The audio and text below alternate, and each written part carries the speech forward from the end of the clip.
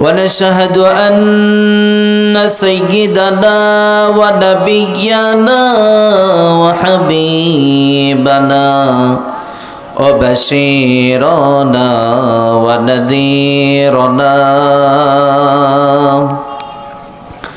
وطبيبنا وطبيب أرواحنا وحبيبنا وحبيب ربنا محمدا عبد الله ورسوله أرسله بالحق بشيرا ونذيرا وداعيا إلى الله بإذنه وسراجا منيرا أما بعد فقد قال الله تعالى في كلامه المجيد وفي فرقانه الحميد সবাই জবান খুলে আমার সাথে পড়ুন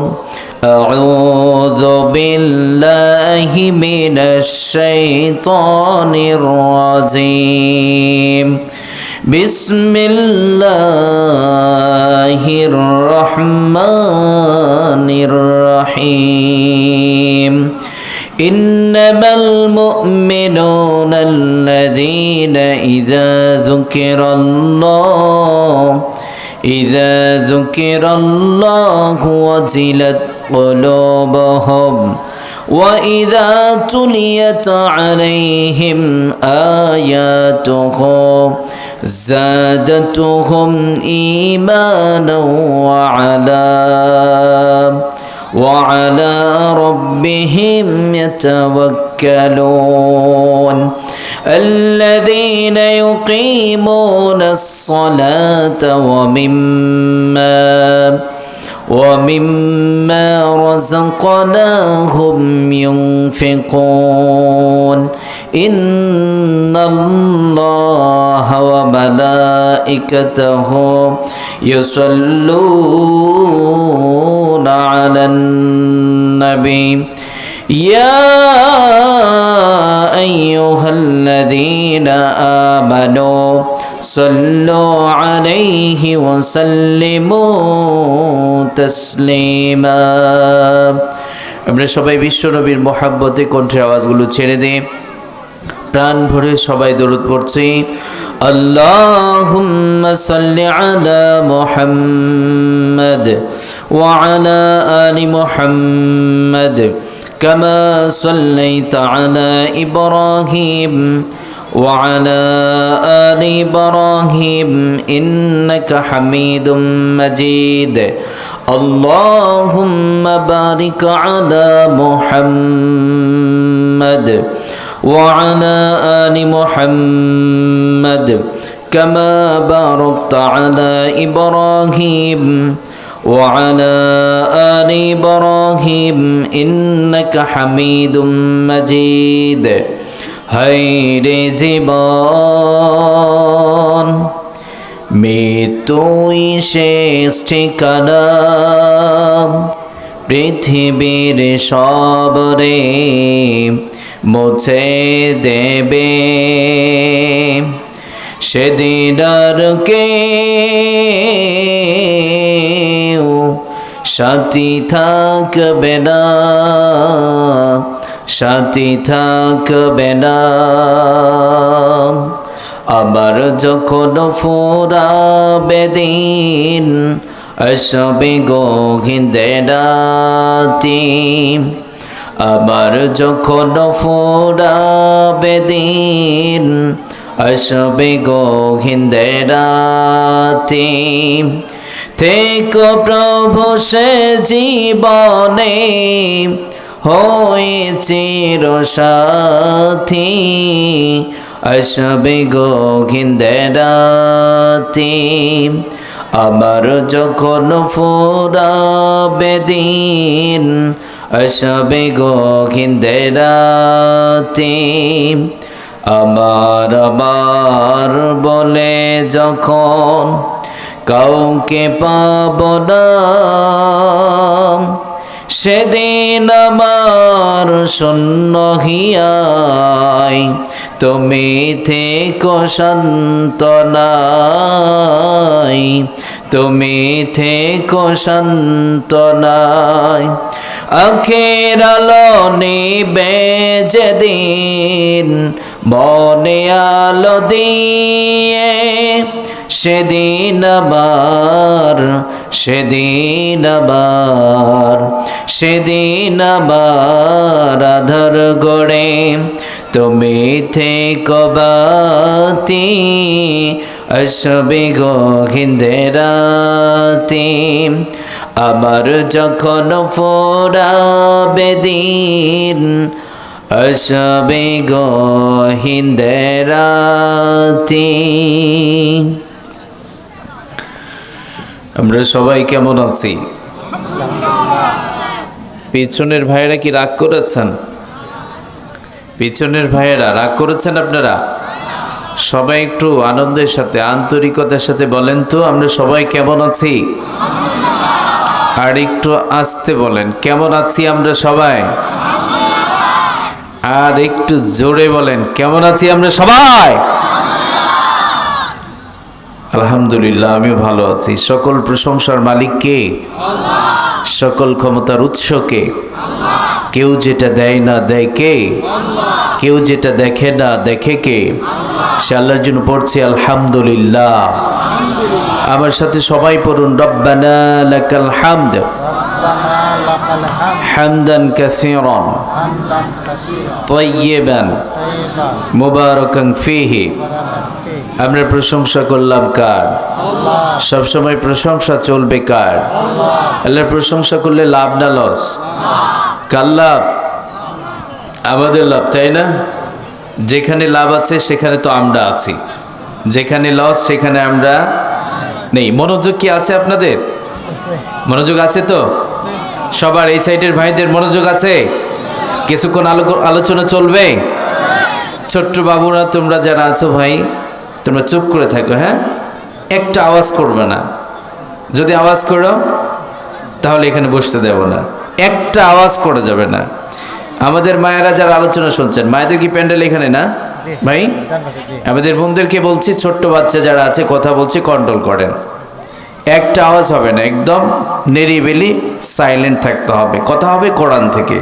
কথা বলেন, কোরআন শোনার আদব আছে না নাই?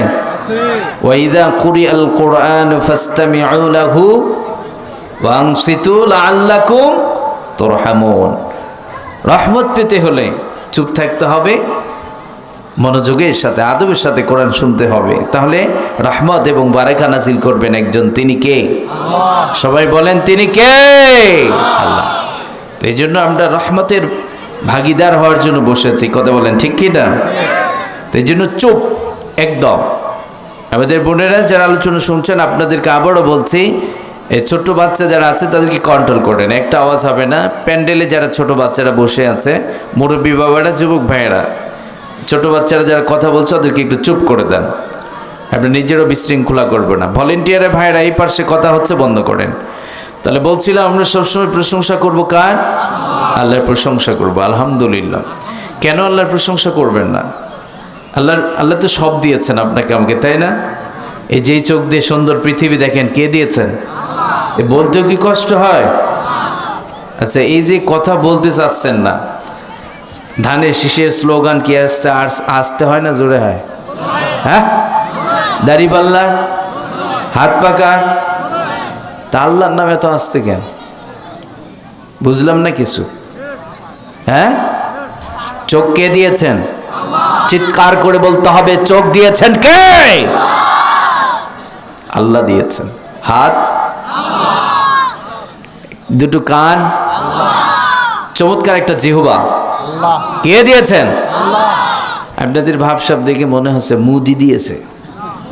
হ্যাঁ, ডোনাল্ড ট্রাম্প, আল্লাহ। এতে একজন আল্লাহর গোলাম আছে, মানে গায়ের শক্তি দিয়ে বলছে আল্লাহ, কারণ আমি তো আল্লাহর গোলাম। এনার্জি আল্লাহর নাম নিতেই পাবে মুমিন। কথা বলেন ঠিক না? এরকম এনার্জি আর অন্য কোথাও পায় না মুমিন। মুমিন আল্লাহর জিকিরে হৃদয়কে শান্ত করে। আর পৃথিবীর কোনো কিছু দিয়ে মুমিন বান্দার হৃদয় শান্ত হতে পারে না একমাত্র আল্লাহর জিকির ছাড়া। কথা বলেন ঠিক কিনা? তাহলে সুন্দর হাত দিয়েছেন, চোখ দিয়েছেন, কান দিয়েছেন, টোটাল পৃথিবী তো তিনিই দিয়েছেন। কথা বলেন। জানি না আমার আলোচনা নিতে পারবেন কিনা। টোটাল পৃথিবী দিয়েছেন কে? যেই যুবকরা হাসাহাসি করছেন, এটা টিকটকে আপনি হাসির কিছু দেখছেন না। এখানে সাপ খেলাও হচ্ছে না, এখানে কোরআন থেকে কথা হচ্ছে। মুসলমানের সন্তান কোরআন তো শোনেও না, কোরআন যে কিভাবে শুনতে হয় এই আদবও জানে না। মুসলমানের সন্তানরা কুকুরের মতো দাঁড়িয়ে থেকে প্রস্রাব করা শিখেছে। কথা বলেন ঠিক কিনা? এই জন্য যুবক ভাই যারা বসেছেন, আপনারা কোরআন থেকে কথা শুনতে হবে। কোরআন এসেছে এই পৃথিবীকে আলোকিত বানাতে। এই পৃথিবী ছিল অন্ধকার, কোরআনই এই পৃথিবীকে আলোকিত বানিয়ে দিয়েছেন। আবারও পৃথিবী অন্ধকার হবে এই পৃথিবী যদি কোরআনকে ছেড়ে দেয়। কথা বলেন ঠিক কিনা? এই জন্য হাসি ঠাট্টা এখানে কিছু হচ্ছে না, কোরআন থেকে কথা হচ্ছে। তাহলে আল্লাহ এত চমৎকার নিয়ামত দিয়েছেন। আল্লাহ ছোট্ট একটা জিহ্বা দিয়েছেন, কি চমৎকার একটা জিহ্বা নিয়ামত, আলহামদুলিল্লাহ। দেখেন তো, একটা টাইমে একটা প্লেটে গরুর গোশত খাইলেন আলাদা স্বাদ, মোরগ খাইলেন আলাদা স্বাদ। শ্বশুর বাড়িতে গিয়েছেন, নতুন শ্বশুর বাড়ি, কি রকমারির খাবার দিয়েছে, কি মজা, আলহামদুলিল্লাহ। ইলিশ খাচ্ছেন, দেশি মোরগ খাইলেন, সাদা একটা আছে, ওইটার কি কয়? হ্যাঁ, ব্রয়লার, পোলট্রি, আলাদা স্বাদ, আলহামদুলিল্লাহ। কি চমৎকার একটা জিহ্বা না? মুরব্বী বাবারা মাঝে মাঝে একটু চিন্তা করবেন, আল্লাহ কি একটা জিহ্বা দিয়েছেন। সেই জন্মের পর থেকে খাওয়া শুরু করছি, কবরে যাব, যেটাই খাই আলাদা আলাদা স্বাদ। মেডিকেল বিজ্ঞান তথ্য দিয়েছে, একটা টাইমে একটা গোলাম একটা প্লেটে একটা জিহ্বা দিয়ে ৭,৫০০০ তার চাইতে অধিক খাবার খেয়ে ফেলবে একটা টাইমে। আল্লাহ প্রতিটা খাবারের আলাদা আলাদা স্বাদ দিয়ে দেবেন। এই কয়জন সুবহানাল্লাহ? পিছনের ভাইয়েরা, আমি আসলে মানুষটা ছোট্ট, কিন্তু খুবই সমস্যা। আমি শ্রদ্ধারা কথা না কইলে আমি আলোচনা করতে পারি না। এবার শ্রদ্ধাদেরকে কথা বলাতে হয় কেমনে, এই যে বারবার ডিস্টার্ব করব, এক পর্যায়ে মনে হবে যে কথা কই, আমি কেন এই কাজটা করি, বুঝতে হবে। আমি যখন এখানে কথা বলবো, আমার শ্রোতারা আমার সাথে কথা বলবে, এটা আমি মনে করি এটা একটা ক্লাস। কি সবাই বলেন না, এটা কি ক্লাস? শিক্ষক যখন ক্লাস করান, ছাত্র কি ঘুমালে ক্লাসের পড়াটা হবে? হ্যাঁ, শিক্ষক লেকচার দেবেন, ছাত্র মনোযোগ দিয়ে শুনবে, মাঝে মধ্যে জিজ্ঞেস করবে, আবার আন্তরিকতার সাথে রিপ্লাইও দেবে ছাত্ররা। কথা বলেন ঠিক কিনা? আমি যতক্ষণ আলোচনা করব আপনারা আমার সাথে কথা বলবেন, মাঝখানে কোনো স্পেস থাকবে না, ফাঁকা থাকবে না, যেই ফাঁকা দিয়ে যেই স্পেস দিয়ে শয়তান প্রবেশ করতে পারে। কথা বলেন। আর যখন চুপ করে থাকবেন, শয়তান বলবে এগুলো ওয়াজ কত শুনছো না, যাও ঘুমাও, চুরি মালের দোকানে যাও। কথা বলেন। এই জন্য আমার সাথে কথা বলবেন, আপনারা পারবেন তো? আলহামদুলিল্লাহ। আমি বিশেষ করে গাইবান্ধা, বগুড়া, সোনাতলা এই সাইডগুলোতে প্রোগ্রাম খুব কম করি, কারণ এই গাইবান্ধা, সোনাতলা এগুলো পাশাপাশি না ভাইয়া? কোনো প্রোগ্রামে আমাকে স্টেজে উঠিয়েছে 11:30টায়, অথচ আমি আলোচনা করে থাকি 12টা পর্যন্ত। 12টার পরে কথা বলি না আমি। এমন রুটিন করেই তাফসির মাহফিলগুলো হওয়া উচিত। কথা বলেন ঠিক কিনা? আমরা মেন, আমাদের প্রতিটা কাজ হবে রুটিন অনুযায়ী। যখন রুটিন অনুযায়ী কাজ করা হয়, সুন্দর করে সাজিয়ে সাজিয়ে কাজ করা হয়, তারা সফল হয়। আপনারা বলুন, দুপুরের খাবার রাত 2টায় খাইলে কি শরীর ভালো থাকবে? আল্লাহ কত সুন্দর করে তো 24টা ঘন্টায় সাজিয়ে দিয়েছেন। গোলাম, ফজর হলো, নামাজ পড়ো, কোরআন পড়ো, হালকা নাস্তা করে আমার জমিনে ছড়িয়ে ছিটিয়ে যাও, পরিশ্রম করো, রিজিক দেবেন একজন, তিনি কে? আবার দুপুর হয়ে গেল, গোসল করো, জোহরের সালাত আদায় করে খাবার খেয়ে একটু আরাম করে আবারও বিজনেসে যাও, কৃষিতে যাও। আপনারা বলুন, এইভাবে 24টা ঘন্টা আল্লাহ সাজিয়ে দিয়েছেন না? তাহলে আল্লাহ যে রুটিন করেই দিয়েছেন, তা আপনি রাত 12টা, 1টা, 2টা পর্যন্ত ওয়াজ শুনে তো লাভ হবে না। তো এই জন্য আমি এই সাইডগুলোতে যে কয়টা প্রোগ্রাম করেছি, একটা প্রোগ্রামে 10টা স্টেজে উঠতে পারি নাই, 11টা, 11:30, 11:15 এইরকম হয়ে যায়। তো প্রিয় ভাইয়েরা আমার, রাত তো গভীর হয়ে গেছে, আমি কিছুক্ষণ যদি কথা বলি আপনারা আলোচনা শুনবেন? বিরক্ত হবেন না তো? আমি যেখানেই কথা বলি বিষয়ভিত্তিক কথা বলার চেষ্টা করি। আজকেও একটা বিষয়ের উপরে কথা বলবো। তার আগে আমি একটু ধন্যবাদ জানাতে চাই। ছোট পোস্টার নেই? এটা কি ছোট পোস্টার নেই? ছোট পোস্টার নাই হুজুর। ছোট পোস্টার নেই? আচ্ছা, আমি একটু ধন্যবাদ জানাই। হাঁসরাজ না, হাঁসরাজ সাদবেকি জামিয়া ওসমানিয়া রাদিয়াল্লাহু তাআলা আনহু হাফিজিয়া মাদ্রাসা এর উদ্যোগে কমিটির ভাইয়েরা, এলাকাবাসী, মাদ্রাসা ছাত্র ভাইয়েরা, শিক্ষক ভাইয়েরা সকলে মিলে এই চমৎকার রজনীতে চমৎকার একটা তাফসির মাহফিল অ্যারেঞ্জ করেছেন। আমরা সবাই খুশি তো? খুশি হয়েছে? আমরা প্রাণ ভরে আমাদের প্রিয় ভাইদের জন্য দোয়া করি। আজকের এই তাফসির মাহফিল, যে ভাইয়েরা অক্লান্ত পরিশ্রম করে আজকের এই তাফসির মাহফিল অ্যারেঞ্জ করেছেন, তাদের সহ আমাদের সকলের জন্য এই তাফসির মাহফিল নাজাতের ওসিলা হয়ে যাক। সবাই পড়েন আমিন। আজকের এই তাফসির মাহফিলে যত দাওয়াতে মেহমান, প্রধান অতিথি, সভাপতি, বিশেষ অতিথি যারাই উপস্থিত হয়েছেন বা উপস্থিত হতে পারেন নাই, আল্লাহ সবাইকে কবুল করুন, আমিন পড়েন। আপনারা যারা অক্লান্ত পরিশ্রম করার পরেও বাড়িতে চাইলে ঘুমিয়ে থাকতে পারতেন, কথা বলেন, কিন্তু শ্লান্ত দেহটাকে আরাম দেওয়ার জন্য বাড়িতে শুয়ে বা বসে না থেকে যারা কোরআন শোনার জন্য এসেছেন, আপনাদের জন্য দোয়া এবং ভালোবাসা এবং আপনাদেরকে ধন্যবাদ জানাই। আমাদের পর্দার আড়াল থেকে মা বোনের আলোচনা শুনছেন। আমরা এখন মহাবিশ্বের চিরবিস্ময় বিপন্ন পৃথিবীর অনিবার্য ঠিকানা আল কোরআন আল কারীম থেকে সূরাটির নাম হচ্ছে সূরাতুল আনফাল। সূরাটির নাম কি? সূরাতুল আনফাল থেকে দুটো আয়াতে কারিমাত তেলাওয়াত করেছি, 2 এবং 3 নাম্বার। কয়টি আয়াত? সবাই একটু বলেন, ঘুমায়েন না। কয়টি আয়াত? রিভাই যাত্রা বলা হইলে কি এমন থাকতেন নাকি? এনার্জি একরকম অন্যরকম থাকতো, কথা বলেন ঠিক কি না? এই যে ফাঁকাও থাকতো না যাত্রা বেলায়। তাফসির মাহফিল একটু এনার্জি তো বেশি থাকার কথা, মমিন বান্দার, কথা বলেন ঠিক কি না? দুজন কথা বলেন। কয়টি আয়াত? কয়টি আয়াত? 2টি আয়াত, 2 এবং 3 নম্বর। এই দুটো আয়াতে কারিমা থেকে একটা সাবজেক্ট আমি ওপেন করব। আজকে আলোচনার সাবজেক্ট হচ্ছে প্রকৃত মুমিন বান্দার পরিচয়। প্রকৃত মুমিন বান্দার, সবাই বলেন, প্রকৃত মুমিন বান্দার পরিচয়।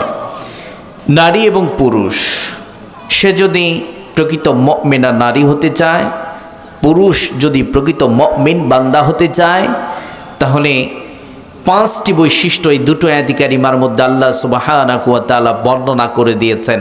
এই 5টি বৈশিষ্ট্য যাদের ভিতরে থাকবে, আল্লাহ বলছেন উলাইকা হুমুল মুমিনুনা হাক্কা, তারাই হবে সত্যিকারের মুমিন। কয়টি কাজ বলেন না একটু ভাই? কয়টি কাজ? 5টি কাজ করতে পারলে তারা কি হবে? প্রকৃত মুমিন হবে। তাহলে আমরা 5টি কাজ করে প্রকৃত মুমিন হতে চাই কি চাই না? সবাই হতে চান? হ্যাঁ, দুনিয়া অর্জনের জন্য সংগ্রাম করছেন। এই দুনিয়া চিরস্থায়ী নয়, এই দুনিয়া ফুরিয়ে যায়, দুনিয়া থাকে না, দুনিয়া থাকতে দেয় না কাউকে, কথা বলেন ঠিক কি না? এই দুনিয়া পাওয়ার জন্য কত সংগ্রাম করছেন, এই দুনিয়া ফুরিয়ে যাবে, কিন্তু যারা আল্লাহকে পাওয়ার জন্য সংগ্রাম করবে, কাজ করে যাবে, আল্লাহ তাদেরকে জান্নাতুল ফেরদাউস উপহার দেবেন, কথা বলেন ঠিক কি না? তো এই জন্য আজকে আলোচনার বিষয় হচ্ছে প্রকৃত মুমিন বান্দার পরিচয়। প্রকৃত মুমিন বান্দা সে যার ভিতরে 5টি বৈশিষ্ট্য থাকবে। কয়টি? 5টি বৈশিষ্ট্য যার ভিতরে থাকবে, তারা হবে সত্যিকারের মুমিন। এই জন্য আমি আর সময় নষ্ট না করে আলোচনায় চলেই যাই। 11:30 প্রায় বেজে যায়। সবাই একটু দুটো হাত উঠান তো, এইভাবে উঠান, উঁচু করে উঠান না। অনেকক্ষণ আলোচনা শুনেছেন, ঘুম আসে নাই? হ্যাঁ, এখন এইভাবে নাড়াচাড়া করেন। হ্যাঁ, দেখেন তো জান্নাতের বাগানটা কত চমৎকার দেখা যায়। একটু এক্সারসাইজ করেন আর কি, ঘুম আসবে না। হ্যাঁ, একজন দাঁড়ান তো ভাই, গলা ফাটিয়ে কে তাকবীর দিতে পারবে? মর্দে মুজাহিদ কেউ আছে? হ্যাঁ, গলা ফাটিয়ে।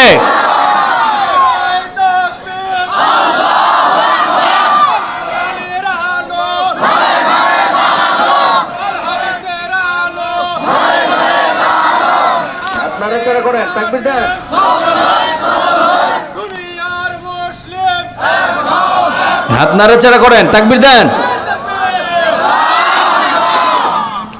লিল্লাহে তাকবীর, লিল্লাহে তাকবীর। আল্লাহ সবাইকে কবুল করুন, আমিন পড়েন। তাহলে শুরু হয়ে গেল প্রকৃত মুমিন বান্দার পরিচয়। রব্বুল আলামিন বলেন, ইন্নামাল মুমিনুনা আল্লাযীনা ইযা যুকিরাল্লাহু ওয়াজিলাত কুলুবুহুম।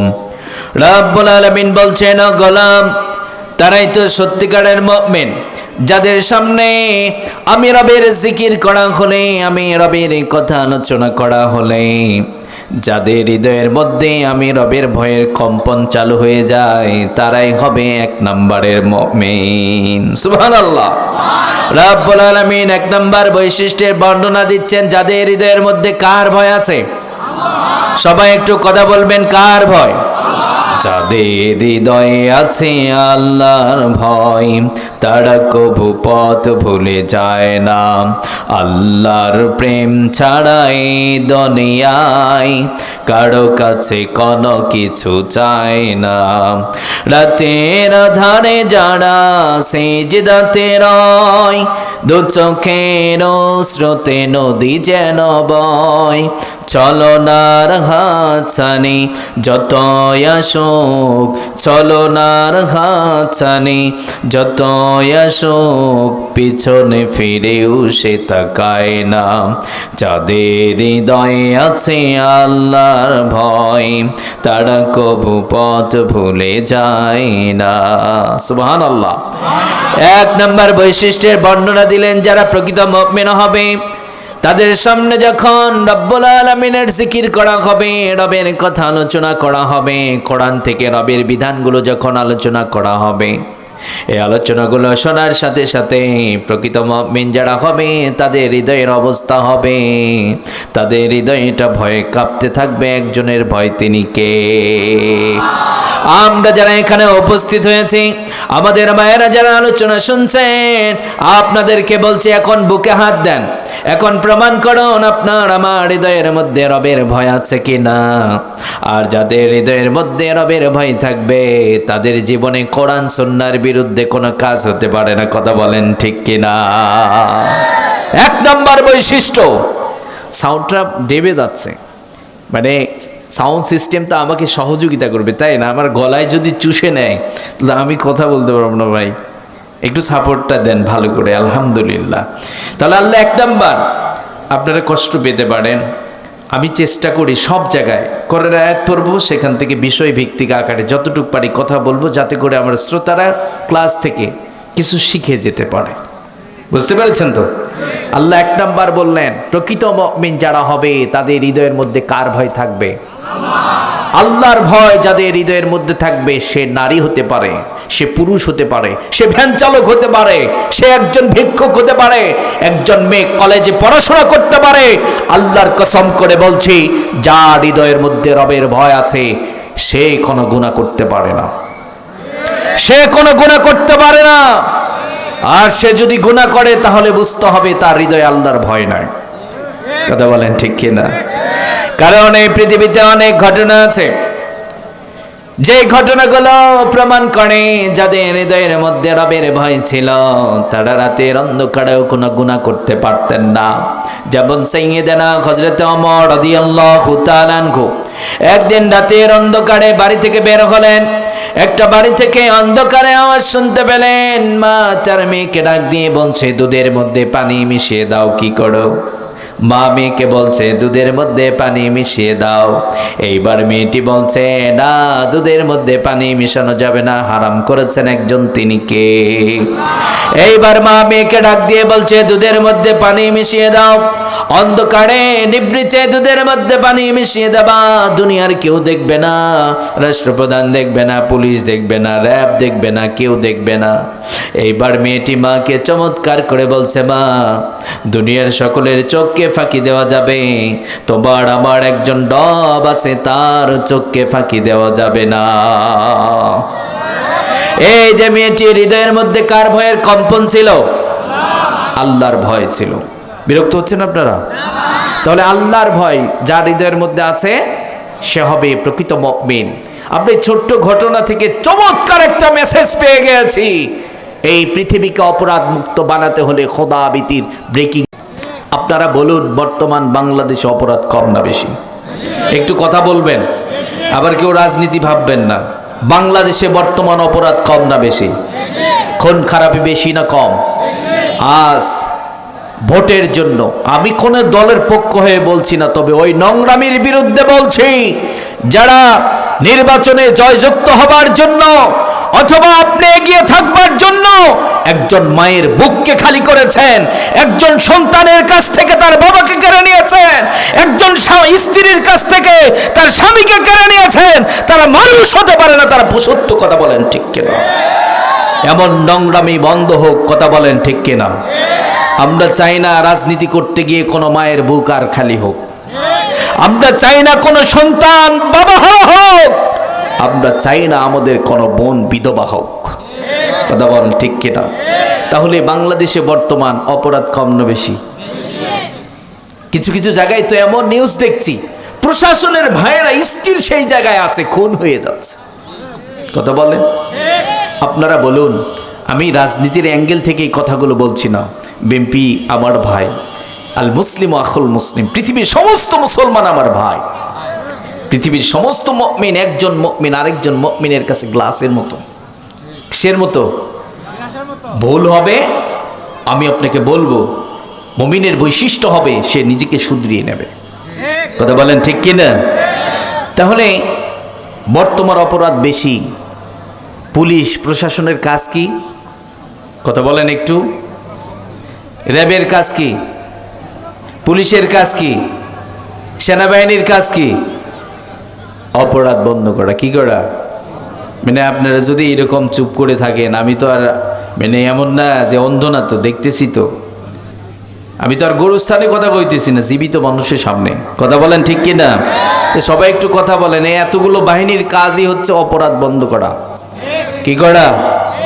আপনারা বলুন, এতগুলো বাহিনী থাকবার পরও অপরাধ কি বন্ধ হয়েছে? আল্লাহর কসম করে বলছি, সময় কম।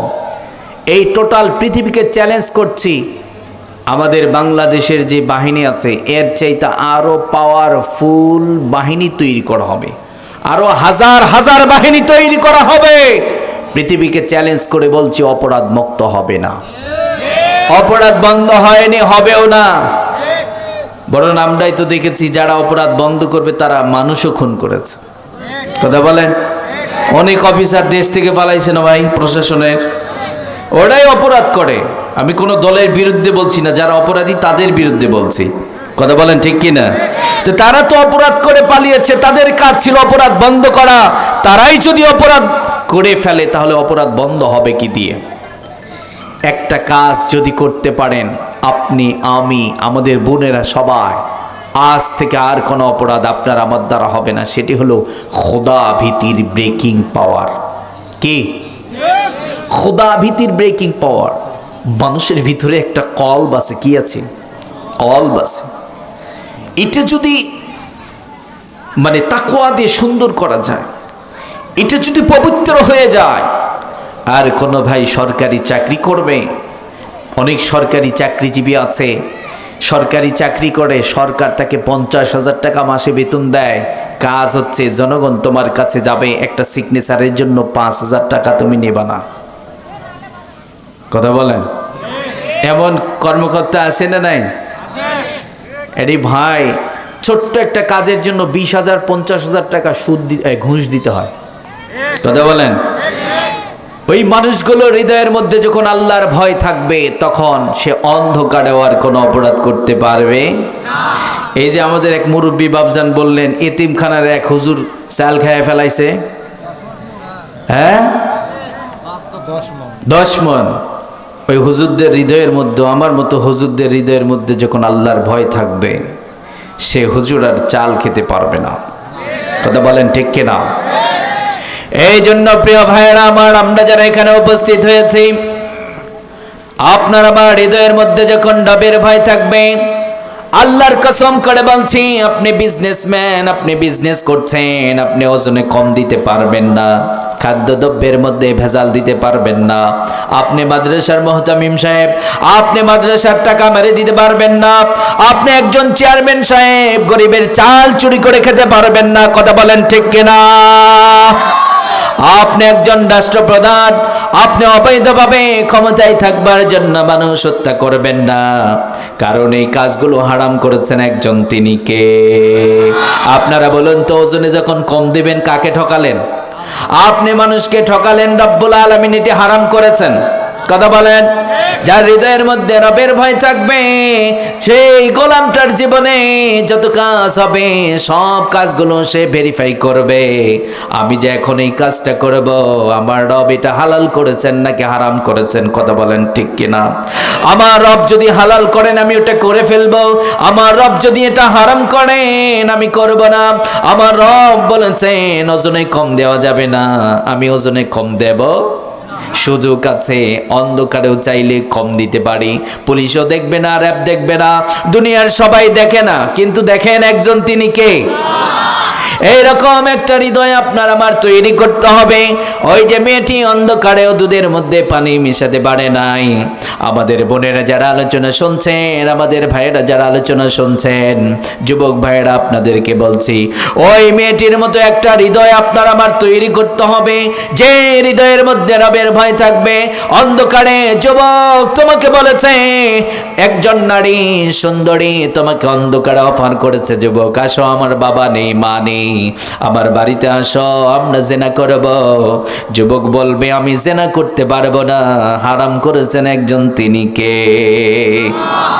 এরকম সুযোগও যদি চলে আসে, যুবক ওই সুন্দরী নারীর দিকে তাকাবে না, বলবে ইন্নী আখাফুল্লাহ, ইন্নী আখাফুল্লাহ, আমি তো আমার রবকে ভয় করি, কারণ আমার রব তো জেনা করা যাবে না, এগুলো হারাম। কথা বলেন ঠিক কিনা? আপনি ক্ষমতায় থাকবার জন্য মানুষ হত্যা করছেন, আপনি যদি আল্লাহর ভয় হৃদয়ের মধ্যে লালন করতে পারেন, আল্লাহর কসম করে বলছি, কারণ আমার রব অন্যায়ভাবে কোনো মানুষকে হত্যা করা এটা জায়েজ করেন, এটা হারাম। কথা বলেন ঠিক কিনা? তার মানে ক্লিয়ার, এক নাম্বার বৈশিষ্ট্য, রবের ভয় থাকতে হবে হৃদয়ের মধ্যে সব সময়। কয় সময়? কথা বলেন না, কয় সময়? আপনি একজন বিজনেসম্যান, ওজনে কম দেবেন না, মানুষকে ঠকাবেন না। আপনি একজন সরকারি কর্মকর্তা, আপনি মানুষকে ঠকাবেন না, আপনি ঘুষ নেবেন না, আপনি সুদ দেবেন না, নেবেন না, আপনি অন্যের জমিনটা অন্যায়ভাবে কেটে নেবেন না। যদি আল্লাহর ভয় সত্যিই থাকে তাহলে আপনি করতে পারবেন না। কথা বলেন ঠিক কিনা? এই জন্য রব্বুল আলামিন আবার সূরাতুল বাকারার মধ্যে চমৎকার করে বলছেন, গোলাম ওয়াত্তাকু ইয়াওমান তুরজাউনা ফীহি ইলাল্লাহ। রব্বুল আলামিন বলছেন, গোলাম তোমরা ভয় করো, ওই দিনকে ভয় করো। ওই দিনটা হচ্ছে আখিরাতের দিবস। কোন দিবস? ওই দিনটা হচ্ছে আখিরাতের দিবস। রব্বুল আলামিন আবার আখিরাতের ভয় ঢুকিয়ে দিলেন। ভাইয়েরা যারা আলোচনা শুনছেন, আপনাদেরকে বলছি, আপনাকে রব্বুল আলামিন আমাকে আপনাকে আখিরাতের ভয় ঢুকিয়ে দিলেন, কারণ আখিরাতের দিবসটা হবে এমন একটা দিবস যেদিন আপনার মা আপনার পাশে থাকবে। থাকবে নাকি? যেদিন আপনার বাবা আপনার পাশে থাকবে না, আপনি একটা নেকির কারণে জান্নাতে যাইতে পারছে না, আপনার মাকে ডাক দিয়ে বলা হবে আপনার সন্তানকে একটা নেকি দিয়ে দেন, আপনার সন্তান ডিরেক্টলি জান্নাতে যাবে। মা বলবে দুনিয়াতে আমার বিয়ে হয় নাই, দুনিয়াতে আমার সন্তান ছিল না, ইয়া নাফসি করতে থাকবে। মা সন্তানের কাছ থেকে পালিয়ে যাবে। এইবার বাবাকে ডাক দিয়ে বলা হবে আপনার সন্তানকে একটা নেকি দিয়ে দেন, আপনার সন্তান ডিরেক্টলি জান্নাতে যাবে। বাবা ইয়া নাফসি করতে থাকবে, বাবা সন্তানকে ভুলে যাবে, সন্তানের কাছ থেকে বাবা পালিয়ে যাবে। এমনটি করে আপনার আপনজন যারা আপনার পাশে ছিল, দুনিয়ার বুকে আপনি বিপদের মধ্যে পড়লেন, আপনার প্রতিবেশী আপনার পাশে দাঁড়িয়েছে, আপনার আপনজনরা আপনার পাশে দাঁড়িয়েছে। কিয়ামতের ময়দানটা এতটা একাকিত্ব হবে, এতটা ভয়ঙ্কর হবে, সেদিন আপনার মা আপনার পাশে থাকবে না, আপনার বাবা আপনার পাশে থাকবে না, আপনার আপনজন কেউ পাশে থাকবে না, আমি বড্ড একা হয়ে যাব। ঠিক কি না? আমি বড্ড একা হয়ে যাব। আল্লাহ ওই দিনের ভয় ঢুকিয়ে দিলেন, কারণ দুনিয়ার জীবন যখন ফুরিয়ে যাবে, দুনিয়ার জীবন যখন শেষ হয়ে যাবে, আমি দুনিয়াতে যা কিছু করেছি, যত কর্ম করেছি, আখিরাতে আল্লাহ এগুলোর বিচার করবেন। কথা বলেন ঠিক কিনা? আমাদের দেশ থেকে কিছু মানুষ অপরাধ করে পালিয়ে যায় না? কি বিরক্ত হচ্ছেন আপনারা? উঠাউঠি করেন কেন? হ্যাঁ, ঘুম কিছুক্ষণ চলবে? আলহামদুলিল্লাহ। আমাদের দেশ থেকে কিছু মানুষ পালিয়ে গেছে না? এই যেমন শরীফ ওসমান হাদি ভাইয়ের যে খনি, দেশ থেকে তো পালিয়ে গেছে। কথা বলেন। আমরা চাই খনিরা ওদেরকে ধরা হোক, দৃষ্টান্তমূলক শাস্তি দেওয়া হোক। কথা বলেন ঠিক কিনা? যে শরীফ ওসমান হাদি ভাইকে যারা শহীদ করে দিয়েছে, খুন করেছে, ও পালিয়ে কেন গেল? ও পালিয়ে গেছে এই কারণেই, কারণ সে অপরাধী, সে খুনি। পুলিশ প্রশাসন তাকে ছেড়ে দেবে না, ওকে ধরবে, সাজা দেবে। সাজার ভয়ে কি করেছে? সবাই একটু বলেন না, আমার আলোচনা তো বুঝতেছেন না মনে হয়। সাজার ভয়ে বাঁচতে তো পারলেন দুনিয়াতে। কথা বলেন। আপনার দুনিয়াতে মানুষ হত্যা করছেন, ওজনে কম দিচ্ছেন, আমাদের বোনেরা বেপরদায় চলছে, নামাজ ছেড়ে দিলেন, হালাল হারামে তবিজ করলেন না, কোরআন ছেড়ে দিলেন। এই যে আল্লাহ যত অর্ডার করেছেন সবগুলো অমান্য করে আল্লাহর অর্ডারের বিরুদ্ধে চললেন, আখিরাতে কি আল্লাহ ধরবে না? জান্নাত কোন জায়গা? হ্যাঁ, জান্নাত সুখের জায়গা, শান্তির জায়গা। কথা বলেন ঠিক কিনা? আর সাজার জায়গা কোনটা? হ্যাঁ, জাহান্নাম। এই যেমন খুন করে যারা পালিয়েছে সাজার ভয়ে, আল্লাহ আখিরাতের ভয় ঢুকিয়ে দিলেন গোলাম। আখিরাতের জবাবদিহিতার ভয় হৃদয়ের মধ্যে লালন করো। মানুষকে ওজনে কম দিয়েছি, দুনিয়ার আদালত বিচার করে না, আল্লাহর আদালত ছেড়ে দেবে না। কথা বলেন ঠিক কিনা? মানুষের জমি অন্যায়ভাবে দখল করেছেন, দুনিয়ার আদালত টাকা দিয়ে কিনে নিয়েছেন, কেউ কিচ্ছু বলে নাই। বান্দার হক আল্লাহ ছেড়ে দেবে না। যার হক মেরেছেন আখিরাতে আল্লাহ তার হককে বুঝিয়ে দেবেন। কথা বলেন ঠিক কিনা? তো এই যে সাজার একটা ভয় আছে, মানুষকে দুনিয়াতে ঠকাবো, আল্লাহ আমার আখিরাতে ঠকাবে। দুনিয়াতে বান্দার হক নষ্ট করব, আখিরাতে বান্দার হক আমার কাছ থেকে পুড়িয়ে দেবে। তাহলে এই যে আখিরাতে সাজা আছে, এই সাজার ভয় আপনার আমার হৃদয়ের মধ্যে যদি থাকে, আপনি আমি কোনো অপরাধ করতে পারবো? পারবো? আমার আলোচনা কি বুঝছেন আপনারা? তাহলে আমি চ্যালেঞ্জ করে বলতে পারি, পৃথিবীতে, বাংলাদেশের না, টোটাল পৃথিবীকে চ্যালেঞ্জ করে বলছি, অপরাধ মুক্ত পৃথিবী যদি গড়ার স্বপ্ন দেখেন, প্রতিটা মানুষের হৃদয়ের মধ্যে যদি আল্লাহর ভয় থাকে, আল্লাহর কসম করে বলছি একটা মানুষ অন্ধকারেও আর অপরাধ করবে না। এখন তো দেখা যায় চোখের সামনে খুনি খুন করে পালিয়ে যাচ্ছে, পুলিশ প্রশাসন ধরতেই পারছে না। কিন্তু এই পৃথিবী দেখেছে এমন চিত্র, এই পৃথিবী এমন মানুষকে দেখেছে যেই মানুষগুলো অন্ধকারে অপরাধ করেছে, জেনা করেছে, জেনা। এই পৃথিবী দেখেছে অন্ধকারে গোপনে জেনা করেছে, পুলিশ দেখে নাই, রাষ্ট্রপ্রধান দেখে নাই, কেউ দেখে নাই, কেউ ধরতেও যায় নাই। একজনের ভয় ছিল, বাড়িতে বসে থাকতে পারে নাই, অন্তরটা থরথর করে কেঁপেছে, জেনা করেছে, ভুল করেছে, আল্লাহকে স্মরণ করে আল্লাহর হাবিব সাল্লাল্লাহু আলাইহি ওয়াসাল্লামের কাছে গিয়ে বললেন, নবীজি আমি তো নিজেকে ধ্বংস করেছি, আমি তো জেনা করেছি। আল্লাহ হাবিব সাল্লাল্লাহু আলাইহি ওয়াসাল্লাম বললেন, না তুমি জেনা করতে পারো না। শুনছেন এরকম ঘটনা? বানিয়ে বলতেছি নাকি? হ্যাঁ, আমার যতটুক জানাম, গাইবান্ধা বগুড়ার ভাইয়েরা তাফসীর মাহফিলে অনেক উজ্জীবিত, কিন্তু আপনাদের অবস্থা আজকে খুব বেশি একটা ভালো না। বুঝতে পারছেন তো? আপনারা বলুন, ওই মেয়েটির হৃদয়ের মধ্যে কার ভয় ছিল?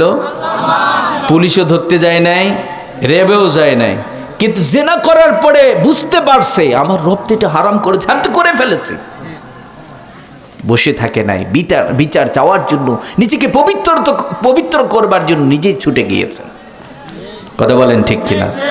কিন্তু আজকে বাংলাদেশে এত কিছু থাকার পরেও আসামি খুঁজে পাওয়া যায় না। তাহলে ওই মানুষগুলো হৃদয়ের মধ্যে কার ভয় ছিল? আজ থেকে আমরা সবাই কাকে ভয় করব? হ্যাঁ, আমাদের বোনেরা তো আলোচনা শুনছেন, আমাদের বোনদের যে অবস্থা, বিশেষ করে আমি আজকে একটা বিষয়কে ফোকাস করব, সেটি হলো মুসলিম নারী বেপরদায় চলতে পারে? আপনারা বলুন, যেই বোনেরা, যুবক ভাইয়েরা, যেই বোনেরা এই চামড়ার সৌন্দর্যের বাহার দেখে তোমাদেরকে ভেলকি লাগায়, এই রূপের বাহাদুরি কি থাকবে আজীবন? হ্যাঁ, 40 বৎসর 35 বৎসর হবার পরে জোয়ারে ভাটা পড়বে। কথা বলেন, জোয়ারে ভাটা পড়বে কি পড়বে না? যুবক, তোমার যৌবনে ভাটা পড়বে কি পড়বে না? ভাটা পড়বে।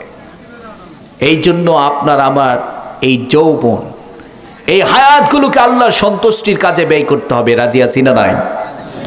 যারা গার্ডিয়ান রয়েছেন, আজ মুসলিম নারীদের অবস্থা দেখে মনেই হয় না তারা মুসলিম নারী। আমি তো এখানে আপনাদের তাফসীর মাহফিলে আসলাম, এখন আমাদের অনেক বোনেরা আছে। এই বোনেরা কোন বোনেরা? যারা কলেজে পড়ে। কথা বলেন, নন শিক্ষিত না, শিক্ষিত আপার লেভেলে শিক্ষিত। অনেদের কাছে পর্দার বিধান এটা কোনো বালাই নেই। কথা বলেন ঠিক কিনা? তবে সবাইরে বলছি না, আল্লাহ মাফ করুক, এমন কিছু বোনও আছে কলেজে পড়ে, ভার্সিটিতে পড়ে, কিন্তু একদম খাস পর্দা করে। আছে না নাই? আছে না নাই? অনেক বাবা আছে, তার মেয়ে, বাবা নিজের টাকা ইনভেস্ট করে মেয়েকে পাতলা কাপড় কিনে দেয়। আপনার মেয়ে পর পুরুষের সাথে মেশে, পর পুরুষের সাথে কথা বলছে, অশ্লীলতা বেহায়াপনা করে বেড়াচ্ছে, আপনি প্রতিবাদ করছেন না, আপনি দায়ুস। আপনি কি দায়ুস? জান্নাতে যাবে না, জান্নাতের সুঘ্রাণ সে পাবে না। কথা বলেন ঠিক কেন? এই জন্য আমাদের বোনদেরকে বলছি, আপনারা যদি বেপরদায় চলেন, মনে কইরেন না জীবনে অনেক কিছু অর্জন করছেন। আপনি তো এমন একজন ম্যান যিনি আপনার রবের কাছে ব্যর্থ। আপনি কথা বলেন ঠিক কিনা? কারণ আপনার রব আপনাকে এত চমৎকার করে নির্মাণ করেছেন, রব্বুল আলামিন বিধান দিয়ে দিয়েছেন, ও মুসলিম নারীরা, তোমরা সেই মূর্খতার যুগের নারীদের মতো তোমাদের বিউটি, তোমাদের সৌন্দর্যগুলোকে তোমরা ওপেন করে দেবে না। তোমরা যখন তোমাদের প্রয়োজনে ঘর থেকে বের হবা, ওয়াকরনা ফি বুয়ুতিকুন্না ওয়ালা তাবাররাজনা তাবাররুজাল জাহিলিয়াতিল উলা। রব্বুল আলামিন বলছেন, ও মুসলিম নারীরা, তোমরা সেই মূর্খতার যুগের নারীদের মতো তোমাদের বিউটি, তোমাদের সৌন্দর্য ওপেন করে দেবে না। তোমরা তোমাদের প্রয়োজনে ঘর থেকে বের হবা, তখন পর্দা করে নেব। অর্ডারটা কার? রব্বুল আলামিন পর্দার অর্ডার দিয়ে দিলেন। আমাদের অনেক বোনেরা পর্দাও করে, কিন্তু এই পর্দা এমন পর্দা, এমন বোরকা পরে যেই বোরকা দেখে, যেই বোরকার কারণে পুরুষ তাদের প্রতি আরো বেশি আকৃষ্ট হয়। কথা বলেন ঠিক কিনা? এটা পর্দা নয়, এটা নোংরামি। আমি আমাদের বোনদেরকে বলছি, কষ্ট নেবেন না। আজ মুসলিম নারীরা স্বামীকে কখনো বলে না, যে মুসলিম আমার বাড়িতে পর্দার পরিবেশ নেই কেন? কথা বলেন। স্বামীও স্ত্রীকে বলে না পর্দা করে চলতেই হবে। মুসলিম নারীরাও বলে না যে মুসলিম আমার রবের অর্ডার, আমার রবি এত সুন্দর করে নির্মাণ করেছেন, আমার রবের অর্ডার, আমাকে পর্দা করে চলতে হবে। স্বামীও পর্দার বিধান, পর্দার পরিবেশ দিতে ব্যর্থ হয়েছে। ব্যর্থ স্ত্রীরা জাগতিক জীবনের অ্যান্ড্রয়েড ফোনের জন্য অনেক সময় তালাকও পর্যন্ত হয়ে যায়। আছে না নাই? স্বামীর কাছে বায়না লাগায় অ্যান্ড্রয়েড ফোন দিতে হবে, কিন্তু স্বামীর কাছে মুসলিম নারীরা পর্দার বিধানের জন্য বায়না করে না। অথচ আমার রব বলছেন, মুসলিম নারীরা সেই মূর্খতার যুগের নারীদের মতো হবে না। সেই মূর্খতার যুগের নারীরা, কুকুররা যেমন, এক কুকুরনি যেমন কুকুরকে দাওয়াত দেয়, নিজের প্রতি আকৃষ্ট করে, ওই সময়ে নারীরা নিজের প্রাইভেসি ওপেন করে দিয়ে পর পুরুষকে আকৃষ্ট করত। আজও পৃথিবীতে যেই নারীরা পর পুরুষকে নিজের প্রতি আকৃষ্ট করে, আল্লাহর কসম করে বলছি, এরা কুকুরের চাইতেও নিকৃষ্ট। আপনারা মনে করতে পারেন, হুজুর এগুলো কি কোনো ওয়াজ? আল্লাহ বলেছে না, এই পৃথিবীতে কিছু মানুষ আছে, ওরা কি পশু, ওরা কি গরু, ওরা কি ছাগল? নো, আল্লাহ বলছেন উলাইকা কাল আনআম বাল হুম আদল। চোখ আছে দেখে না, কান আছে শোনে না, বিবেক আছে চিন্তা করে না, ওরা কি গরু, ওরা কি ছাগল, ওরা কি কুকুর? নো, কুকুরের চাইতেও খারাপ। কথা বলেন ঠিক কিনা? এই জন্য আমাদের বোনদেরকে বলছি, আপনারা বেপরদায় বের হবেন না। যারা বাবা আছেন আপনার মেয়েকে পর্দা দিয়ে দেবেন। আমাদের বোনদের হৃদয়ের মধ্যে যখন রবের ভয় থাকবে, আমাদের বোনেরা কলেজে পড়াশোনা করবে, নামাজ ছেড়ে দেবে না, পর্দা ছেড়ে দেবে না, কার ভয়ে? আর আমাদের বোনদেরকে বলছি, কার কথা শুনে আজকে ইসলাম ছেড়ে দিয়েছেন? এই পৃথিবী আজও সাক্ষী দেয়, এই পৃথিবীর ইতিহাসে এমন একটা সময় ছিল যে সময় আমাদের বোনদের কোনো মান আর মর্যাদা ছিল না, একমাত্র ইসলাম আমাদের বোনদের মর্যাদা দিয়েছে। আপনার আমার প্রিয় নবী বিশ্ব নবী সাল্লাল্লাহু আলাইহি ওয়াসাল্লামের কাছে একজন সাহাবী গেলেন, নাম তার দাহিয়া। নাম কি? দাহিয়া বিশ্বনবী সাল্লাল্লাহু আলাইহি ওয়াসাল্লামকে ডাক দিয়ে বললেন, তিনি তখনও ঈমান গ্রহণ করেন নাই। আপনার আমার প্রিয় নবী বিশ্বনবী সাল্লাল্লাহু আলাইহি ওয়াসাল্লামকে ডাক দিয়ে বললেন, নবীজি এখন যদি আমি ঈমান গ্রহণ করি, রব্বুল আলামিন আমার জীবনের সমস্ত অপরাধগুলো মাফ করে দেবে নাকি? আপনার আমার প্রিয় নবী বিশ্বনবী সাল্লাল্লাহু আলাইহি ওয়াসাল্লাম বললেন, ও দাহিয়া তুমি যদি এখন ঈমান আনো, রব্বুল আলামিন তোর জীবনের সমস্ত অপরাধগুলো মাফ করে দেবে। এইবার দাহিয়া আপনার আমার প্রিয় নবী বিশ্বনবী সাল্লাল্লাহু আলাইহি ওয়াসাল্লামকে ডাক দিয়ে বলছেন, নবীজি আমার জীবনে এত বড় জঘন্যতম অপরাধ করেছি, এত বড় খারাপ কাজ করেছি। আবার মন বলে রব্বুল আলামিন আমার সব অপরাধগুলো যদি মাফ করে দেয়, আমার জীবনে এমন জঘন্যতম একটা পাপ আছে, আমার মন বলছে রব্বুল আলামিন আমার জীবনের সব অপরাধগুলো যদি মাফ করে দেয়, একটা অপরাধ আছে ওই অপরাধটা মাফ করবে না। দাহিয়াকে বললেন, ও দাহিয়া কি অপরাধ করেছো বর্ণনা দাও। এইবার দাহিয়া বর্ণনা দিচ্ছেন, নবীজি আমার স্ত্রী গর্ভবতী, আমার স্ত্রীকে বললাম যদি কন্যা সন্তান ভূমিষ্ঠ হয়ে যায় তুমি তাকে জীবিত হত্যা করে দেবে। এই কমিটমেন্ট দিয়ে দীর্ঘ কয়েক বছরের জন্য বিজনেসে বাইরে গেলাম। দীর্ঘ কয়েক বছর দাহিয়ার স্ত্রী বলছে, স্বামী আবার আমার জীবনের ঝুঁকি নিয়ে আবার কন্যা সন্তানকে সুন্দর পৃথিবী দেখিয়েছি, আমি কি করে আমার কন্যা সন্তানকে জীবিত হত্যা করে দেব? আমি তাকে হত্যা করে দিতে পারি নাই, তবে একটা কাজ করেছি, কন্যা সন্তানটিকে আদব শিখিয়েছি। আপনাকে বাবা বলে ডাকবে, আপনার হৃদয়ের মধ্যে কন্যার প্রতি ভালোবাসা জন্ম নেবে, আপনি তাকে হত্যা করে দিতে পারবেন না। এই কথাগুলো শোনার পরেও দাহিয়ার হৃদয়ের মধ্যে একটু ভালোবাসার সঞ্চার হলো না। একটা পর্যায়ে দাহিয়া তার স্ত্রীকে ডাক দিয়ে বলছেন, তুমি একটা কাজ করো, কন্যা সন্তানটিকে সুন্দর করে সাজিয়ে দাও, আমরা বাবা মেয়ে মরুভূমির দিকে ঘুরতে যাব। কন্যা সন্তানটিকে সুন্দর করে সাজিয়ে দেওয়া হলো। এইবার দাহিয়া কন্যা সন্তানটিকে নিয়ে মরুভূমির দিকে রওনা করেছে। দীর্ঘ পথ চলার পরে একটা পাহাড়ের পাদদেশে গিয়ে দাঁড়িয়ে গেলেন। বাবা নিজ হাতে গর্ত খনন করছে, বাবা নিজ হাতে গর্ত খনন করছে। একটা পর্যায়ে যখন গর্তটা খনন করা কমপ্লিট হয়ে গেল, বাবা কন্যা সন্তানটিকে ডাক দিয়ে বলছে, মা তাকিয়ে দেখো কত সুন্দর একটা গর্ত খনন করা হয়েছে। কন্যা সন্তানটি বুঝতে পারে নাই বাবা আমাকে জীবিত হত্যা করে দেবে, কারণ এই পৃথিবীতে আমরা যারা সন্তান আছি, দুনিয়ার সব জায়গায় আমরা অনিরাপদ হতে পারি, কিন্তু এই পৃথিবীর বুকে দুটো মানুষ আছে, একজন হলেন মা আর একজন বাবা। এই দুটো মানুষের কাছে আমরা নিরাপদ, ঠিক না? কন্যা সন্তানটি বুঝতে পারে নাই বাবা আমাকে জীবিত হত্যা করে দেবে। কন্যা সন্তানটি যখন গর্তটা দেখার জন্য মাথাটা নিচু করেছে, বাবা নিজ হাতে কন্যা সন্তানটির গলার মধ্যে ধাক্কা দিয়ে গর্তের মধ্যে নিক্ষেপ করে দিয়েছে। যখন গর্তের মধ্যে নিক্ষেপ করে দেয়া হলো, কলিজা ফাটা কান্না দিয়ে বাবাকে ডাক দিয়ে বলছে, বাবা আমার তুমি আমাকে মেরো না, আমি তো কোনো অপরাধ করি নাই, তুমি আমাকে মেরো না, তুমি আমাকে ছেড়ে দাও। দাহিয়া বিশ্বনবী সাল্লাল্লাহু আলাইহি ওয়াসাল্লামকে বর্ণনা দিচ্ছেন, নবীজি আমার কন্যা সন্তানকে গর্তের মধ্যে নিক্ষেপ করে দিয়েছি। কলিজা ফাটা কান্না দিয়ে বারবার বলছিল, বাবা তুমি আমাকে মেরো না, তুমি আমাকে ছেড়ে দাও, আমি দূর বহুদূর চলে যাব, কোনোদিন বাবার অধিকার নিয়ে তোমার সামনে আসব না। আপনার আবার প্রিয় নবী বিশ্ব নবী সাল্লাল্লাহু আলাইহি ওয়াসাল্লাম দাইয়াকে ডাক দিয়ে বললেন, ও দাহিয়া তারপরে তুমি কি করেছো বর্ণনা দাও।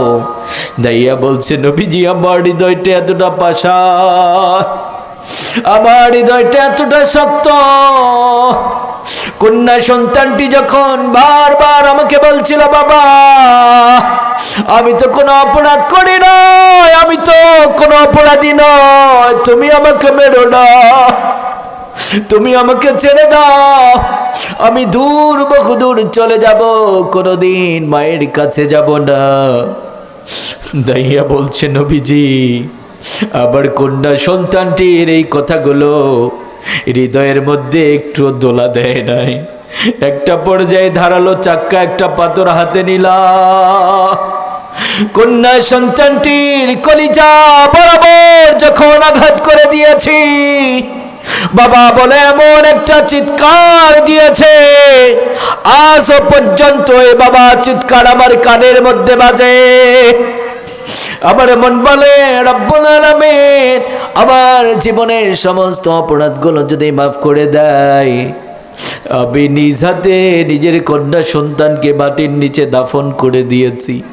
আবার বোন বলছে, রব্বুল আলামিন আমার সব অপরাধগুলো যদি মাফ করে দেয়, আমার এই অপরাধটা মাফ করবে না।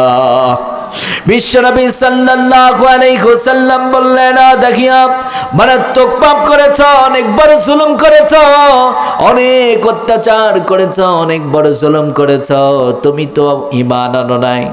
তুমি যদি এখন ঈমান আনো, রব্বুল আলামিন তোমার ওই অপরাধ মাফ করে দেবে। একজন অন্য ধর্ম অবলম্বী সে যত বড়ই অপরাধী হোক, সে যদি ঈমান গ্রহণ করে, পিছনের কোনো অপরাধ থাকবে কি আর? সবাই কথা বলেন, থাকবে? ঠিক আছে, আপনারা অনেক কষ্ট পেয়েছেন তাই না? আমার তো অবস্থা খারাপ, মাইকের অবস্থা কিছু বুঝতে পারছেন? আমি এত চিল্লিয়ে কখনো আলোচনা করি না, আমি রিল্যাক্সে কথা বলি, আমার আলোচনা যারা শুনেছেন, কিন্তু মাইক মানে লোড নিতে পারছে না মনে হয়, আমার গলাটা একদম জ্বলে যাচ্ছে ভিতরে। সাউন্ড সিস্টেম কে আছেন ভাই? আর কিছুক্ষণ, আর আধা ঘন্টা আলোচনা যদি করি, থাকবেন? সবাই থাকবেন? ধৈর্য আছে তো? চলবে? আচ্ছা, একজন অন্য ধর্ম অবলম্বী, আলোচনা বুঝতে হবে কিন্তু, অন্য ধর্ম অবলম্বী সে যত বড় অপরাধী হোক, ঈমান আনার পরে আল্লাহ তার পিছনে সব অপরাধ কি করে দেন? মাফ করে দেন। সে যদি নতুন করে কোনো অপরাধ করে ফেলে, আল্লাহ এগুলোর জন্য তাকে পাকড়াও করবেন। কথা বলেন তো। দাহিয়া নিজের কন্যা সন্তানকে নিজেই মাটির নিচে দাফন করে দিত। আপনারা বলুন, এই যে হিস্টোরিটা বললাম, এটা কি আমি নিজে থেকে বানিয়ে বললাম? এটা নিজে থেকে বানিয়ে বলি নাই। আজও সেই কবর আছে।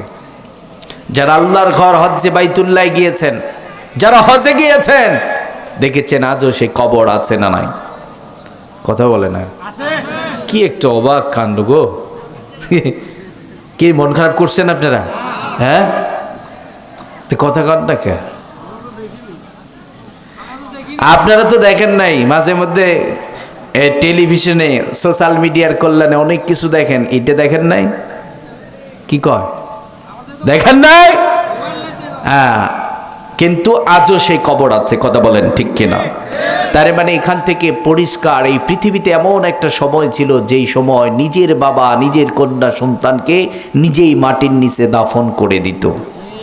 এখান থেকে আমাদের বোনদেরকে শিক্ষা নিতে হবে, আজও যদি সেই সভ্যতা থাকতো, নিজের বাবা নিজের কন্যা সন্তানকে জীবিত মাটির নিচে দাফন করে দিত। কথা বলেন ঠিক কিনা? কিন্তু ইসলাম সেই সভ্যতাকেই মাটির নিচে দাফন করে দিয়েছে। ওই সময় নিজের বাবা নিজের কন্যা সন্তানকে জীবিত হত্যা করতে আবু জেহেল নেতা ছিল, ক্ষমতার কোনো কমতি ছিল না। ক্ষমতা ছিল, আবু জেহেল মানবতার পক্ষে দাঁড়ায় নাই। ইসলাম বসে থাকে না, ইসলাম মৃত্যুর হাত থেকে আমাদের বোনদেরকে বাঁচিয়ে দিয়ে একটা নারীকে 3 ভাবে মর্যাদা দিয়েছে। কয়ভাবে? একটা নারীকে তিন ভাবে মর্যাদা দিয়েছে। সর্বপ্রথম কন্যা হিসাবে মর্যাদা দিয়েছে, দ্বিতীয় নম্বরে স্ত্রীর মর্যাদা দিয়েছে, তৃতীয় নম্বরে মায়ের মর্যাদা দিয়েছে। সুবহানাল্লাহ কইলেন না? তাহলে মৃত্যুর হাত থেকে ইসলাম বাঁচিয়ে দিলেন, আবার তিনটা স্টেপে মর্যাদা দিলেন। আপনারা বলুন, বেশি কথা বলার সুযোগ নেই। এই তিনটা স্টেপে এমন কোন বিধান কি আল্লাহ আমাদের বোনদের দিয়েছেন? কন্যা অবস্থায় বাবার ঘরে যখন ছিল, ইসলাম কি বলেছে?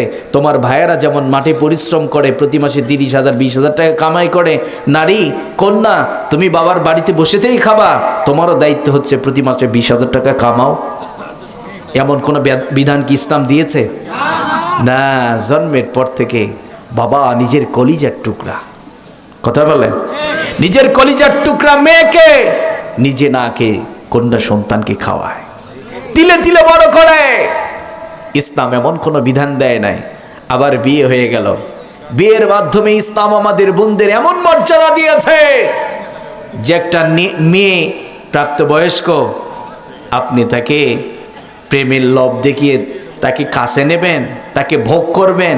ইসলাম বলছে অন্য কোনো ধর্ম এটা পছন্দ করতে পারে, মেনে নিতে পারে, ইসলাম মানে না। এই কয়জন ঠিক, বাকিগুলো ব্যাঠিক। ইসলাম বিয়ের মধ্য দিয়ে, যুব সমাজ আপনারা যারা আলোচনা শুনছেন, যুবতী বোন আপনারা যারা আলোচনা শুনছেন, আপনাদেরকে ক্লিয়ার মেসেজ আমার ইসলাম বলে দিয়েছে, একটা নারী এবং পুরুষ তার জীবনে জান্নাতি সম্পর্ক, বৈবাহিক সম্পর্ক ছাড়া প্রেম প্রীতি বলে বিয়ের আগে কোনো সম্পর্ক ইসলাম এলাও করে না। কথা বলেন ঠিক ঠিক? কিন্তু কপাল পোড়া মুসলমান, কপাল পোড়া যুবক, কপাল পোড়া যুবতী, একজন যুবকের জন্য অনেক সময় আমাদের বোনেরা সেকা খায়। কথা বলেন, সেকা খায়, বেকা হয়, গলায় ফাঁস লাগায়। দুনিয়া এবং আখিরাত দুটি অন্ধকার। আপনারা মনে করতে পারেন হুজুর আজ কি হচ্ছে জানেন আপনারা? যুব সমাজ পড়ালেখা ছেড়ে দিয়েছে, যুবক তো পড়ে গিয়েছে টিকটকার একটা নারীর পিছনে। যুবকের চোখের ঘুম কেড়ে নিয়েছে টিকটকার ওই নারীটা। মাঝে মধ্যে প্রমিস দেয়, জান তুমি আসো না কেন, আবার তো ঘুম নেই। যুবক, টিকটকার নারীর পিছনে পড়বেন না, ফেসে যাবেন। কারণ ওরা ইফেক্ট মারে। কি মারে? ওরা ইফেক্ট মারে। দেখবেন পাতিলের তলার মতো কালা, এমন ইফেক্ট মারবে না, ফাঁসে যাবেন। কথা বলেন ঠিক কিনা? যুবক ভাইয়েরা, আজ থেকে টিকটকার নারীকে বাদ দিতে হবে, মেসেঞ্জারে সময় দেওয়া বাদ দিতে হবে। আমরা আজ থেকে প্রমিস দিলাম, আল্লাহ জীবনে কোনো প্রেম প্রীতি থাকবে না। প্রেম তো হবে স্ত্রীর সাথে। যারা বিয়ের আগে প্রেম প্রীতি করে চরিত্র নষ্ট করবেন, লিখে রাখেন, বিয়ের পরে সুখ কি জিনিস পাবেন না। বিয়ের পরে মনে হবে এটার চেয়ে ওটাই ভালো ছিল। কথা বলেন? যেই যুবকরা নিজের চরিত্রটাকে হেফাজত করেছে, যুবক এখন সব চিন্তা বাদ দাও, আল্লাহর গোলামি করো, শিক্ষা অর্জন করো, নিজেকে আলোকিত বানাও, আল্লাহর কাছে কামনা করো, আল্লাহ চরিত্র সুন্দর এমন একটা বউ আমার ব্যবস্থা করে দাও। দেখবেন বিয়ের পরে জান্নাতে সুখ পাবেন। আর যদি বিয়ের আগেই চরিত্র নষ্ট করে ফেলেন, লিখে নিয়ে যান, আজকে আমার কথাটা লিখে রাখেন। বিয়ের পরে মনে হবে আমার বউয়ের সে প্রেমিকাই তো ভালো ছিল। কথা বলেন? বউ থুয়া প্রেমিকার পিছনে আবার ঘুরতে শুরু করবেন, অশান্তির আগুনে দাও দাও করে জ্বলবেন, জীবনটা শেষ। কথা বলেন ঠিক কিনা? তাহলে যুব সমাজ, বিয়ে না প্রেম? কথা বলেন, বিয়ে না প্রেম? যুবকরা বলে, হুজুর তো আমরা বিয়েই করতে চাই, কিন্তু বাবারা তো বিয়ে দিতে চায় না। যুবকরা কি নাই নাকি? হ্যাঁ, ও পুষ্পা হুজুররা যখন বলবে শীতে যাদের বউ নাই তাদের যে কি জ্বালা, যুবকরা বলবে হ্যাঁ হুজুর ঠিক করছে। যুবকরা কি আছে? যুবক ভাইরা আছে? প্রেম না বিয়ে? প্রেম না বিয়ে? প্রমিস দেব, জানকে না আল্লাহকে। আজ থেকে আল্লাহকে আমরা প্রমিস দিলাম, আল্লাহ কোন অবৈধ প্রেম প্রীতি আর জীবনে রাখবো। যুবকরা কি পারবে? যুবকরা যদি এই যৌবনের হায়াতগুলোকে সেভ করতে পারে, আল্লাহর গোলামি দিয়ে আলোকিত বানাতে পারে, সুসজ্জিত করতে পারে, সাফি ইবাদাতিল্লাহ, আল্লাহ তাদেরকে আরশের নিচে ছায়া দান করে দেবে। সুবহানাল্লাহ। যুবকদেরকে নিয়ে কথা বলতে হবে, এই যুবকরাই তো আগামীর বাংলাদেশ। কথা বলেন। আপনারা তো বৃদ্ধ হয়ে গেছেন, মুরব্বী হয়ে গেছেন, নিজে কোরআন পারেন না, এখন চেষ্টা করলেও আর হয় না। এই যুব সমাজ আগামীর বাংলাদেশ। যুবকরা যদি কোরআন থেকে এখনই বঞ্চিত হয়, ওদের হাত ধরে বাংলাদেশ আর কোরআনের বাংলাদেশ হবে না। কথা বলেন। যখন বিয়ে করবে, বাবার কাছ থেকে তো সন্তান কোরআন পাবে না। কথা বলেন। এই জন্য আমাদের বোনদেরকে বলছি, ইসলাম আপনাদের মর্যাদা দিয়েছে। যখন স্ত্রীর মর্যাদা দিয়েছে ইসলাম, তখনও বলে নাই যে স্ত্রী মাসে 30 দিন, কয় দিন, 30 বা 29 দিন। ইসলাম কি এমন কোনো বিধান দিয়েছে যে একটা ছেলে বিয়ে করার পরে স্বামী এবং স্ত্রী, স্বামী 15 দিন মাঠে পরিশ্রম করবে, স্ত্রী 15 দিন পরিশ্রম করবে? ইসলাম এমন কোনো বিধান দিয়েছে না। স্ত্রীকে বলেছে, তোমার ফ্যামিলিটা, তোমার ঘরটাকে শান্তির নীড় বানিয়ে রাখো, সুন্দর করে সাজিয়ে গুছিয়ে রাখো। স্বামী হাড় ভাঙা পরিশ্রম দেবে, স্ত্রীর মুখের মিষ্টি একটা কথা তার সকল কষ্টকে ভুলিয়ে দেবে। যুবকরা কয়, হুজুর বিয়ে করার পরে যে কি দাউ দাউ করে আগুন জ্বলছে, সুখ তো আর নাই। কথা বলে। কারণ আমাদের বোনদের যে কি মেজাজ গো, আমাদের বোনদেরকে বলছি মেজাজটা একটু ঠান্ডা করবেন, রাগ কমাবেন। ভালোবাসা চাইলে পাওয়া যায় না, ভালোবাসার জন্য কাজ করলে কেউ জীবনও দিয়ে দিবে আপনার জন্য। স্বামীর কাছে ভালোবাসা চাইলে পাওয়া যায় না, একটু কাজ করুন, একটু ভালো ব্যবহার করুন, স্বামীকে সম্মান করুন, স্বামী মাথায় উঠিয়ে রাখবে। আর যদি ভালোবাসার জন্য স্বামীর সাথে যুদ্ধ করেন, যত কাছে টানবেন তত কোথায় যাবে? আরে তত দূরে যাবে। যুদ্ধ করবেন না। প্রয়োজনে স্বামী ভালোবাসেন তো কি হয়েছে, আপনি একটু ভালোবাসা আরো বাড়ান।